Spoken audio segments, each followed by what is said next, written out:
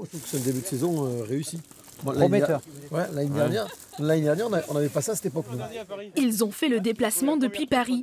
Les grands chefs Yves Candebord et Iñaki Espitart sont ici pour cuisiner la truffe du Poitou.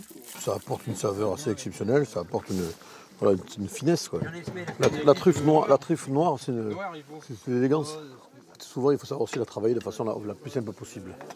Et faire un carpaccio de Saint-Jacques, et simplement avec un peu d'huile d'olive, et râper de la truffe dessus, en y rajoutant peut-être quelques copeaux de parmesan.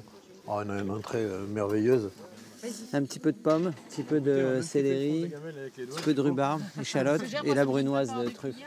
Dans cette truffière, Justin, le maraîcher de la commune, recherche ses pépites noires à l'aide de cochons ou de chiens. Après avoir planté des arbres mycorhizés comme des chênes, il faut attendre au moins 7 ans avant d'avoir les premières truffes. Sur une récolte, seule la moitié est vendable. Soit on la laisse au risque qu'elle pourrisse, soit on la ramasse maintenant et elle vaut quasiment moitié moins cher. Donc en fait c'est pareil si tu ramasses toutes les pommes mûres que si tu les ramasses pas et qu'elles pourrissent. Pour ton chiffre d'affaires, à la fin, c'est la même chose, quoi. Depuis 1790, le Poitou est une terre de truffes. Les premiers plantés mycorhizés, c'était à Beux. Après, on a abandonné la trufficulture pendant la guerre pour favoriser des cultures plutôt du blé, des cultures vivrières.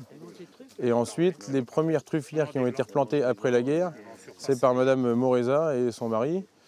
Elles ont été plantées à Fontenay-sur-Dive, sur la commune où on est là aujourd'hui.